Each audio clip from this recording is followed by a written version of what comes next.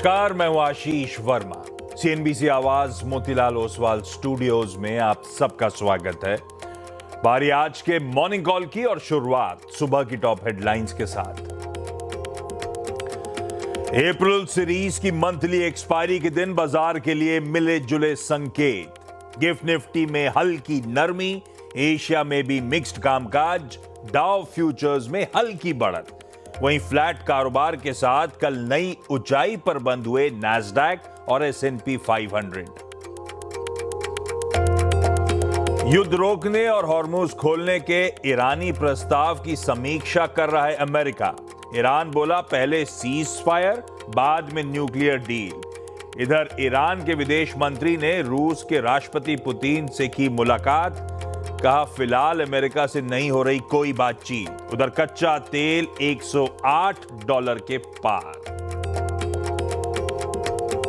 RBI ने बैंकों के एसेट क्लासिफिकेशन और प्रोविजनिंग पर जारी किए नियम। संभावित क्रेडिट लॉस के आधार पर तय होगी प्रोविजनिंग। सिक्योर्ड लोन के लिए भी करनी होगी मिनिमम प्रोविजनिंग। बैंकों के मार्जिन पर पड़ सकता है असर। अगले साल 1 अप्रैल से लागू होंगे नए नियम। चौथी तिमाही में 11% से ज्यादा बढ़ा कोल इंडिया का मुनाफा। आय में भी 6% की ग्रोथ। उम्मीद से बेहतर रहे दोनों आंकड़े। हालांकि 27% के साथ मार्जिन ग्रोथ फ्लैट। कंपनी ने ₹5.25 प्रति शेयर फाइनल डिविडेंड का किया ऐलान। चौथी तिमाही में एयू स्मॉल फाइनेंस बैंक ने पेश किए अच्छे रिजल्ट्स। 65% बड़ा मुनाफा, ब्याज से कमाई में 23% से ज्यादा की बढ़त। एसेट क्वालिटी में भी दिखा सुधार। वहीं 29% बढ़ा निप्पॉन लाइफ का प्रॉफिट। रेवेन्यू में 39% की दिखी बढ़त। मार्जिन्स में भी दिखा सुधार। और आज आएंगे निफ्टी की दो कंपनियां, मारुति और इटर्नल के रिजल्ट्स। मारुति की आय में 26% का उछाल संभव। हालांकि लागत और लॉजिस्टिक कॉस्ट बढ़ने से मुनाफे पर दिख सकता है दबाव। इधर तिमाही आधार पर डबल हो सकता है इटर्नल का मुनाफा। डिलीवरी फीस बढ़ाने से मार्जिन्स में सुधार संभव। इसके अलावा बंधन बैंक, डालमिया भारत और आरईसी के नतीजों का भी रहेगा इंतजार।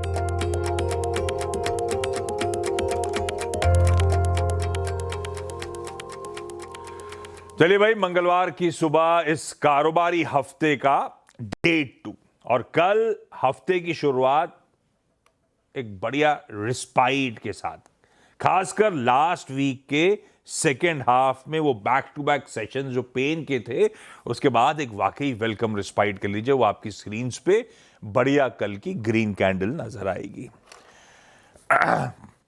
मैं मार्केट्स पे आगे लौटता हूं, पहले आज की अहमियत समझा देता हूं, आज के की ट्रिगर्स समझा देता हूं। सबसे इंपॉर्टेंट आज है इस मंथ अप्रैल का लास्ट ट्यूसडे। तो भाई साहब, आज एनएससी के सभी मंथली कॉन्ट्रैक्ट्स की एक्सपायरी की तैयारी कर लीजिए। आपका Nifty 50, Nifty bank, Nifty financials, mid cap select, सब की एक्सपायरी आज। तो हो गया बड़ा इंपॉर्टेंट सेशन। दूसरा, रिजल्ट्स के लिहाज से आज भी एक इंपॉर्टेंट दिन होने वाला है। दो निफ्टी के नंबर्स जो हेडलाइन में प्रोड्यूसर साहब ने मेंशन करे थे, मारुति सुजुकी और इटर्नल के नंबर्स हैं, प्लस 4 और वायदा बाजार के नंबर्स आज घोषित होने वाले हैं। कैश की लिस्ट तो बहुत लंबी है। तीसरा, कल अपन चर्चा कर रहे थे कि इस हफ्ते central banks, global central banks के एक्शन पर नजर रखनी है। उस कड़ी में बैंक ऑफ जापान की 2 दिनों की बैठक आज सुबह तड़के खत्म होने वाली है। आमतौर पर 8:30 बजे से लेकर, अब वो कोई प्रिसाइज टाइम नहीं है उनका, लेकिन 8:30 बजे आसपास उनका ब्याज दरों का फैसला सामने आएगा और दोपहर 12 बजे प्रेस कॉन्फ्रेंस होनी है। वैसे एक्सपेक्टेड सारे सेंट्रल बैंक से है कि स्टेटस को ब्याज दर में कोई छेड़छाड़ नहीं होगी, पर वेस्ट एशिया क्राइसिस के बीच में मेरे ख्याल से सबकी कमेंट्री इंपॉर्टेंट होने वाली है। और सेंट्रल बैंक्स की बात हुई तो वैसे यूएस फेड की, यूएस एफओएमसी की जो रेट सेटिंग कमेटी है, उसकी 2 दिनों की बैठक आज से शुरू होगी। वो कल आउटकम आएगा, देर शाम कह लीजिए भारतीय समय अनुसार। खैर, लाइए भारत के मार्केट स्क्रीन्स पे कल का ट्रेडिंग सेशन आपकी स्क्रीन्स पर आएगा। खूब कंफ्यूजन था वीकेंड में, इतने सारे डेवलपमेंट से निचोड़ ऐसा लग रहा था कि मामला ठंडा ही गड़बड़ है। वो तो सुबह सुबह वो एक्सियस की रिपोर्ट, यूएस सूत्रों के हवाले से कि ईरान का प्रपोजल आता हुआ, 2 चरण में बांटेंगे, पहले में हॉर्मोज खोल देंगे, दूसरे में न्यूक्लियर निगोशिएशंस कर रहे होंगे। मेरे ख्याल से उसने जान फूंक दी। तो पूरे वीकेंड के डेवलपमेंट एक तरफ, हमने बढ़िया शुरुआत करी, मोमेंटम इंटैक्ट रहा, बढ़िया 24-100 के आसपास जाके सेशन की समाप्ति होती हुई नजर आई। ये ईरान का प्रपोजल सुनने में तो प्रैक्टिकल लग रहा था, पर यूएस वाकई प्रपोजल गया कि नहीं गया, जैसा हमने सुना वैसे ही प्रपोजल था कि नहीं था, और यूएस का क्या रिवर्ट आया है, ये सब समझना बड़ा जरूरी है। खैर उस पर आगे आऊंगा, लेकिन कल की सेशन स्क्रीन्स पर है, बढ़िया ब्रॉड बेस रैली थी।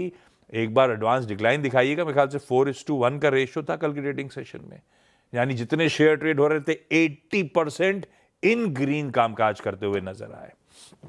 गिफ्ट निफ्टी कह रहा है आज की शुरुआत थोड़ी सी पस्त होगी, 1/3% दबाव, 75 अंक की कमजोरी के साथ सेशन की शुरुआत हो रही है। और स्ट्रेट खुलेगा नहीं खुलेगा उसके लिए ऑयल मार्केट्स में नजर रखिए, वो सारा मूड बयां करते ही रहता है। वो अब हालांकि एक्सपायरी के पास आ रहा होगा वहां पे ब्रेंट क्रूड का भाव, लेकिन ब्रेंट क्रूड इंचअप कर रहा है।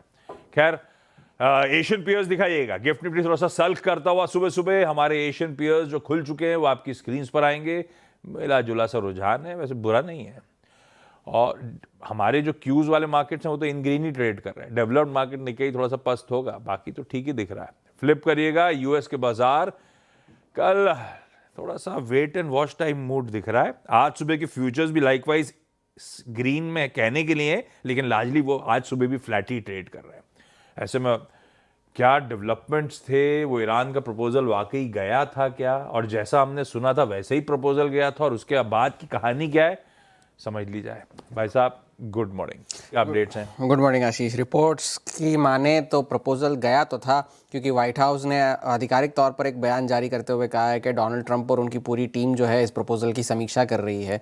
और साथ ही साथ रिपोर्ट सही थी वो, हाँ और साथ ही साथ ये भी है कि उन्होंने अपने जो लक्ष्मण रेखा जिसे कहते हैं वो बरकरार रखी है कि भाई किसी भी तरह से किसी भी सूरत में ईरान को परमाणु हथियार नहीं रखने दिया जाना चाहिए। ये व्हाइट हाउस की तरफ से आधिकारिक बयान जारी हुआ है। और कल बाजार जैसे आप कह रहे थे वेट एंड वॉच मोड में है। वेट एंड वॉच मोड के काफ़ी सारे कारण हैं, लेकिन फिर भी S&P 500 और नैस्डैक कल रिकॉर्ड हाइस पर बंद हुए, बावजूद इसके कि उनके जो सेमीकंडक्टर स्टॉक्स थे वो 18 दिन की रैली के बाद कल गिरकर बंद हुए। लेकिन एनवीडिया 4% की तेज़ी कल एनवीडिया में देखने मिली, सब बराबर हो गया और लेकिन फिर भी S&P 500 का ये महीना जो है वो 2020 के बाद का सबसे अच्छा महीना जो है वो बन सकता है। और अगर गोल्डमैन सैक्स की माने तो ये सेल ऑन रैलीज वाला या फिर रैली में बाहर निकल जाए वाला टेम्पलेट फॉलो हो रहा है, क्योंकि हेज फंड्स जो है अपने सारे पोजीशंस जो है कम कर रहे हैं इस रैली में, ये उन्होंने अपनी नोट में कहा। लेकिन पहले अगर रिपोर्ट्स की माने तो ईरान के प्रपोजल में है क्या, वही सारी बातें हैं जो पुराने प्रपोजल्स में थी। पहले तो कि स्ट्रेट ऑफ हॉर्मुज तब खुलेगा जब यूएस अपना ब्लॉकेड हटाएगा, और फिर जाकर के जो परमाणु हथियार रखने पर और न्यूक्लियर डील को लेकर के जो नेगोशिएशंस है वो बाद की बात होगी, वो लेटर डेट के लिए टाल दिया जाए, और पहले जो है स्ट्रेट ऑफ हॉर्मुज को खोला जाए, बशर्ते कि यूएस जो है अपना ब्लॉकेड जो है वो हटाए। ईरान के विदेश मंत्री अब्बास अरगची रूस के दौरे पर है। कल उन्होंने विदेश व्लादिमीर पुतिन से मुलाकात भी की, और उन्होंने फिर उनसे भी कहा कि हम सक्षम है यूएस के एग्रेशन का सामना करने के लिए, और अभी भी यूएस के साथ किसी भी तरह की बातचीत का कोई प्लान फिलहाल तो नहीं है। एक्सियोस और ईरान की मीडिया के ज़रिए अगर रिपोर्ट्स की माने तो ईरान ये मैसेज पाकिस्तान के ज़रिए पहुँचाना चाहता है कि उनकी 3 शर्तें होंगी कॉन्फ्लिक्ट ख़त्म करने की। पहली शर्त ये कि अपना जो नाकाबंदी है स्ट्रेट ऑफ हॉर्मुज की यूएस वो हटाए। दूसरी शर्त ये कि पहले एक लीगल फ्रेमवर्क बनाया जाए स्ट्रेट ऑफ हॉर्मुज में ट्रैफिक ट्रांजिट के लिए, उसे यूएस माने, और साथ ही साथ इस बात की गारंटी भी दे कि ईरान पर आगे चलकर किसी भी तरह का हमला नहीं किया जाएगा। तो ये शर्तें हैं, तो प्रैक्टिकल लगता तो नहीं है कि यूएस इन सारी शर्तों को मानेगा। इरना को दिए हुए अपने बयान में अरगची ने यह भी कहा कि ईरान और ओमान के बीच में एक हाई डिग्री ऑफ अलाइनमेंट है, मतलब एक आम सहमति जैसी बन गई है कि स्ट्रेट ऑफ हॉर्मुज से टोल कलेक्ट किया जाना चाहिए वगैरह वगैरह। और इस सभी बातों का जो है मार्को रूबियो ने विरोध किया। यूएस के जो विदेश मंत्री है फॉक्स न्यूज़ को दिए हुए अपने इंटरव्यू में उन्होंने कहा कि ईरान अगर स्ट्रेट ऑफ हॉर्मुज पे कब्जा कब्जा रखेगा तो ये यूएस को मंजूर नहीं है, क्योंकि ये इंटरनेशनल वाटर्स है, ये ईरान वाटर्स नहीं है या ओमान के वाटर्स नहीं है, इंटरनेशनल वाटर्स है। और अगर स्ट्रेट ऑफ हॉर्मुज उनके हिसाब से अगर स्ट्रेट ऑफ हॉर्मुज का खोलना मतलब आप हमारी इजाज़त लीजिए, हमें टोल दीजिए वरना हम आपको उड़ा देंगे, इसे खोलना नहीं कहते। अगर खोले तो पूरी तरह से खोले, ये मार्को रूबियो ने फॉक्स न्यूज़ को दिए हुए अपने इंटरव्यू में कहा। लेकिन पिछले हफ्ते ही जो 3 हफ्ते का सीज फायर जो बढ़ाया था डोनाल्ड ट्रंप ने इजराइल और लेबनान के बीच, उसके बावजूद भी हमले तो जारी ही है। इजराइल ने लेबनान पर फिर से हमले किए, 14 लोगों की मौत हुई है स्टेट मीडिया के हिसाब से। और हिजबुल्लाह के सेक्रेटरी जनरल जो है नईम कासिम, उन्होंने कल पहले तो लेबनान की सरकार से जो इजराइल बातचीत कर रहा है उसको खारिज किया और कहा कि किसी भी सूरत में हिजबुल्लाह जो है अपने हथियार नहीं डालेगा।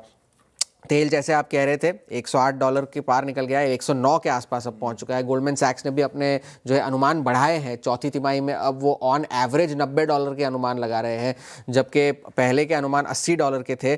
और साथ ही साथ उन्होंने ये भी कहा है कि खाड़ी देशों से जो तेल एक्सपोर्ट होता है उसकी नॉर्मलसी सिर्फ अब जून के अंत में होगी, ना कि मध्य मई में। तो ये गोल्डमैन सैक्स ने अपने अनुमान बढ़ाए हैं। आज वीज़ा, कोको कोला वगैरह के नंबर्स है, लेकिन कल से एक्शन शुरू होगा। बाजार वेट एंड वॉच मोड में इसलिए क्योंकि उसका सबसे बड़ा कारण है कल फेड का नतीजा आना है, जो कि जेरोम पावेल का शायद आखिरी पॉलिसी होगी, और जो है बिग टेक के नतीजे आने हैं कल 4 और फिर गुरुवार को एप्पल के नतीजे। तो इस वजह से बाजार वेट एंड वॉच मोड में है। तेल की कीमतें बढ़ी जा रही है, लेकिन अब तक यूएस और ईरान को लेकर के कोई बड़ा ब्रेक थ्रू नहीं हुआ है। वो उनकी प्रेस सेक्रेटरी ने कहा था कि ट्रंप साहब आज अपनी टीम के साथ ईरान के उस प्रपोजल को डिस्कस करेंगे। तो मतलब आज रात में अपने टाइम के हिसाब से शायद वो डिस्कशन हो रहा हो।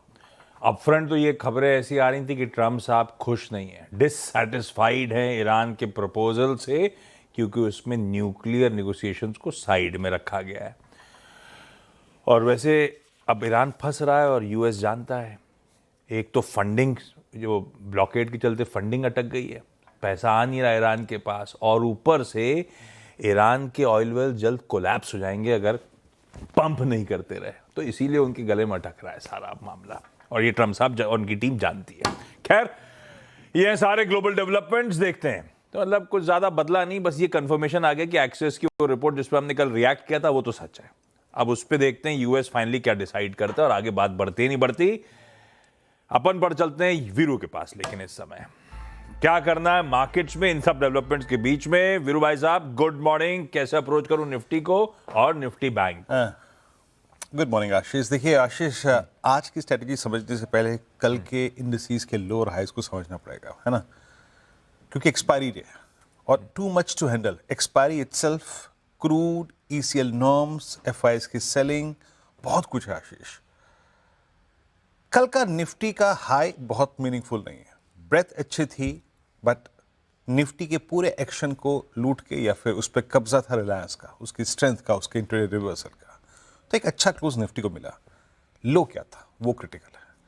लो में डेफिनेशन थी 24,000 के पुट राइटर्स की, जिसको हमने पूरे दिन सिक्योर करके रखा, और अगर आप उसको खंगालें तो low was exactly 20 day exponential average. इसको डिफाइन करना इसलिए ज़रूरी है क्योंकि इस लो का किरदार आज बहुत बड़ा है।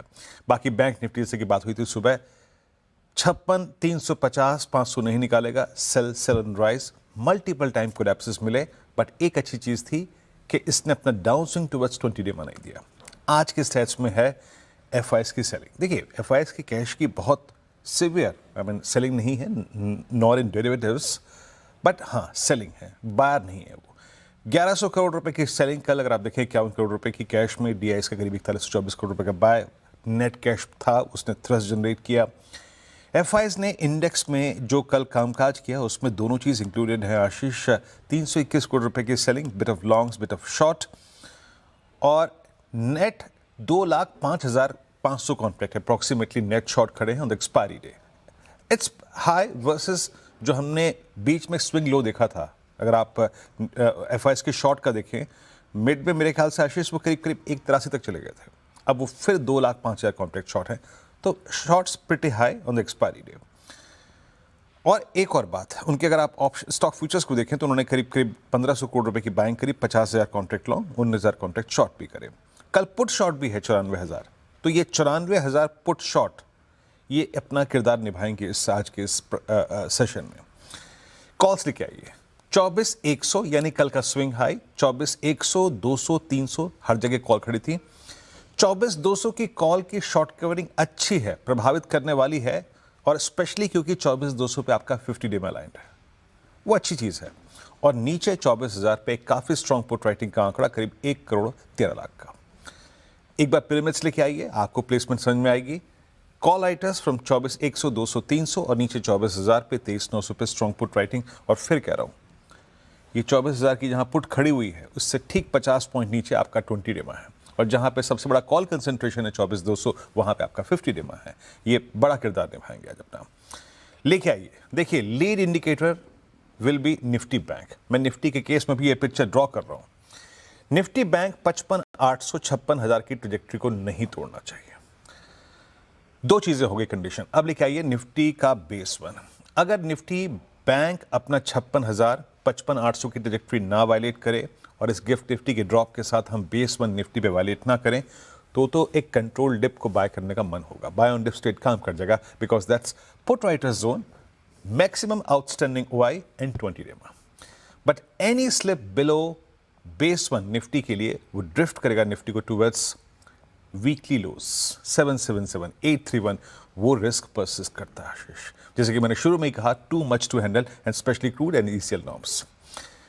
ऑन द हायर साइड अगर बेस वन का ट्रेड काम कर रहा है, याद रखिएगा डिप काम कर रही है, तो हम स्ट्रेंथ को चेज अगर करते हैं और स्ट्रेंथ आती है तो कल का स्विंग अगर हम हाई काटें तो ठीक है, अदरवाइज कॉल राइटर्स आके निफ्टी को ऊपर से प्रेस करेंगे। बट अगर हम कल का हाई काटते हैं ड्यूरिंग द डे, बाजार कंफर्टेबल होता है, तो 151, 191 और 205 पॉसिबल है। 205 मैक्सिमम क्यों बोल रहा हूं, क्योंकि यही 205 आपका 50 डे एक्सपोनेंशियल एवरेज है। बट याद रखिएगा, यस्टरडेज हाई इज टफ। क्यों? गिफ्ट निफ्टी बैकफुट पे है, क्यों एक्सपायरी डे है, क्यों बहुत कुछ हैंडल हमें करना है। लेके आइए निफ्टी बैंक। मेरे ख्याल से ये एक लीड इंडिकेटर के तौर पे काम करेगा। आपके अपसाइड को बार बार जो कल रेस्ट्रिक्ट कर रहा था वो यही था, बार बार 56,400 से कोलैप्स हो रहा था। आईसीआईसीआई बैंक प्रेशर में था। बहुत सारे स्टॉक फ्यूचर्स में अगर आप देखें बैंक्स में कल शॉर्टिंग विजिबल थी, कुछ अच्छा भी थे, लेकिन कुछ एक्सिस का कोलैप्स था, आईसीआईसीआई बैंक का कोलैप्स था। कॉल राइटर्स लेके आइए जरा प्लीज।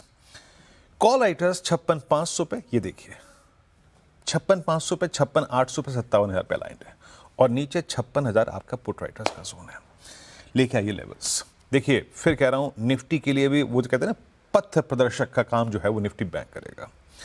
अगर एट ओपनिंग के वक्त 9:15 से लेकर 9:35-45 के बीच में अगर हम बेस वन वायलेट कर रहे हैं, जो कि पुट राइटर्स का जोन है, तो एक शॉर्ट ट्रेड काम करेगा। इनिशियली कहां तक का अगर आप विजन है वहां पे, ये 56,563 क्या है, दैट्स 20 डे एक्सपोनेंशियल एवरेज, जो कि हमारा शुक्रवार की लोवेस्ट ट्रैजेक्टरी थी, और उसके नीचे ड्रिफ्ट होने की पॉसिबिलिटी है टुवर्ड्स 5341 200। बट यक्ष प्रश्न और या फिर क्राइटेरिया यही रहेगा 811, 56,010, और अगर ये होल्ड कर रहा है तो क्वाइट पॉसिबल आशीष कि निफ्टी बैंक रेंज बाउंड हो जाए बिटवीन कहां, बेस वन और RS1। RS1 क्या है? कल का स्विंग हाई। RS1 क्या है? कल के कॉल राइटर्स का जोन।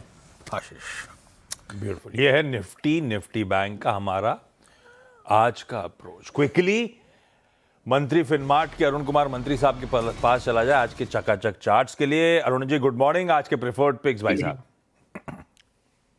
जी Ashish ji good morning.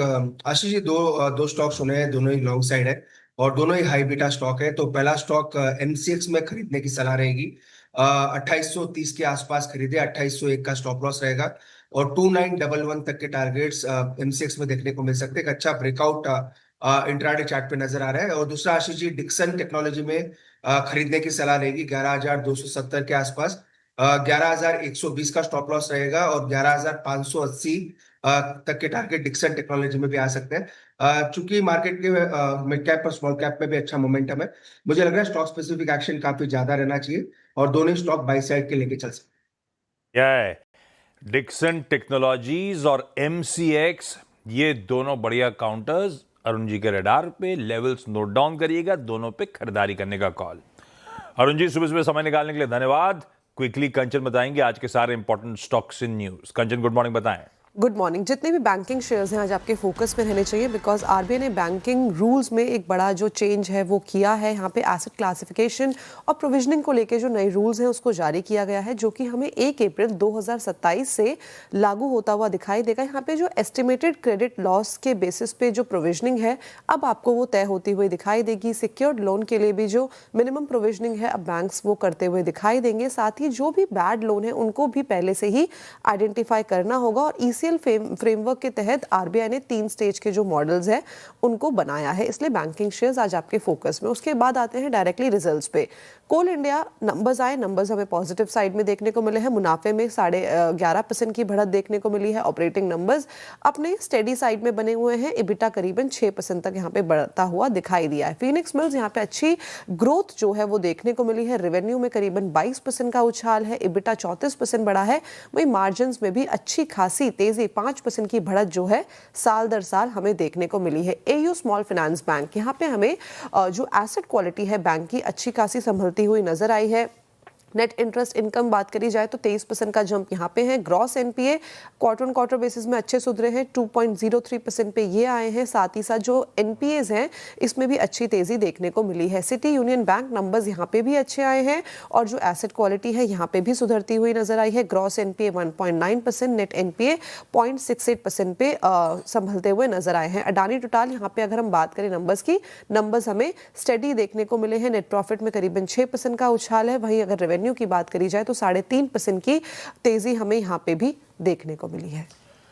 Perfect है, रखिए सारे स्टॉक्स रडार पे। और हाँ, वो आरबीआई के नए फ्रेमवर्क के चलते सारे के सारे बैंकिंग स्टॉक्स फोकस में। एक्सपेक्टेड क्रेडिट लॉस मतलब अब तक आप प्रोवाइड फॉर करते थे जब बोरोअर बैंक जिसको पैसा देता है वो अपने शेड्यूल्ड पेमेंट्स मिस कर दे, है ना, तो आप उसके लिए प्रोविजनिंग करते थे, उन पैसों उस लोन के लिए प्रोवाइड फॉर करते थे। अब आप लोन देते से ही भापोगे कि कितना पोटेंशियल लॉस हो सकता है, वो एक्सपेक्टेड क्रेडिट लॉस है आपके लिए, उसको अपफ्रंट ही प्रोवाइड फॉर करना है। और 3 स्टेजेस मतलब जैसे जैसे प्रोग्रेस होता रहेगा उस तरह से प्रोविजनिंग बढ़ती चली जाएगी। तो स्टेप अच्छा है, पर क्या है, बैलेंस शीट के लिए तो बड़ा अच्छा हो गया, पर आप अपफ्रंट प्रोवाइड फॉर करने लगोगे तो आपके पास देने के लिए पैसा कम होगा, आपके पीएनएल पे इंपैक्ट पड़ रहा होगा। खैर, पर ये अभी 1 अप्रैल 2027 से लागू होना है। ये सारे स्टॉक जो कंचन ने बताया रडार पर रखिएगा। ब्रेक ले रहा हूं, ब्रेक के उस पार करेंगे अपन कमोडिटीज की चर्चा। मनोज कुमार जैन साहब पृथ्वी फिनमार्ट के जुड़ चुके हैं। मनोज जी गुड मॉर्निंग, आ रहा हूं आपके पास।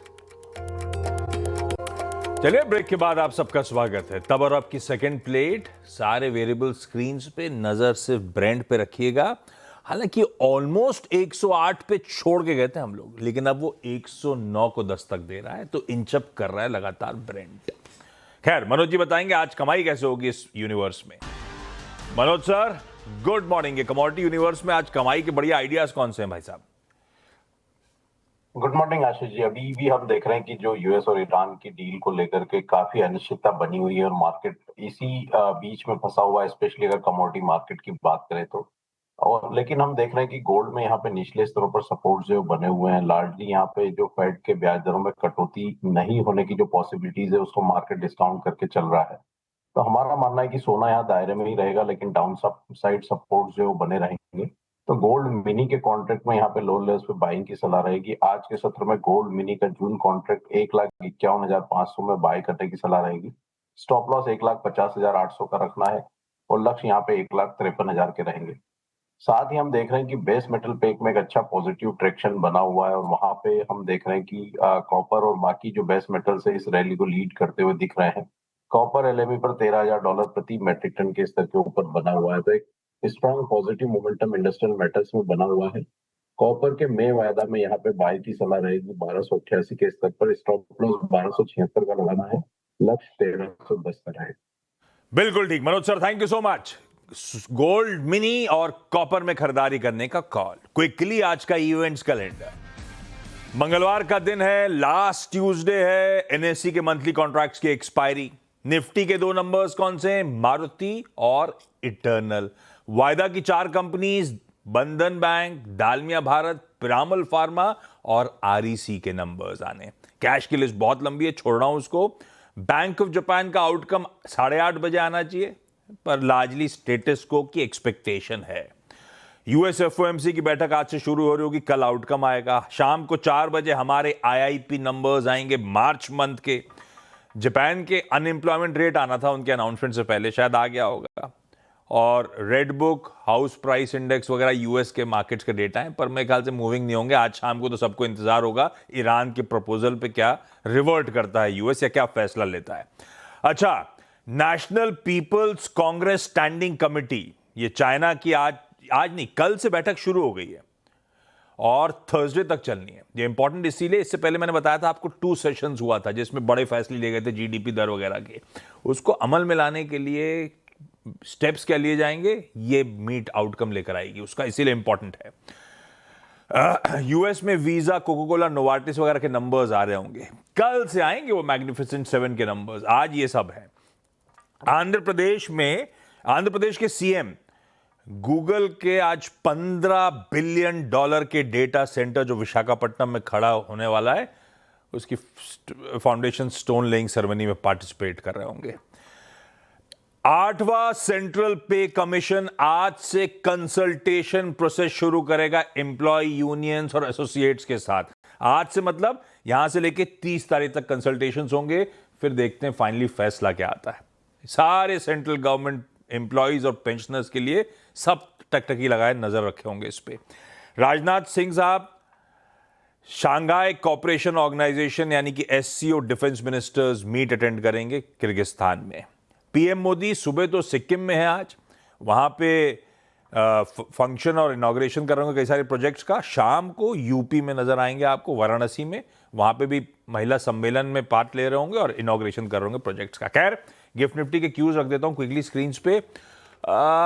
थोड़ा सा 1/3% दबाव ही है, ठीक है। अभी तो अनसर्टेनिटी काफी लिंगर कर रही है ग्लोबली, शायद इसलिए पस सी ओपनिंग है। मॉर्निंग कॉल समेट रहा हूं, छोटा सा ब्रेक के उस पर जब लौटेंगे हम लोग तो आज का टॉप 20। नमस्कार।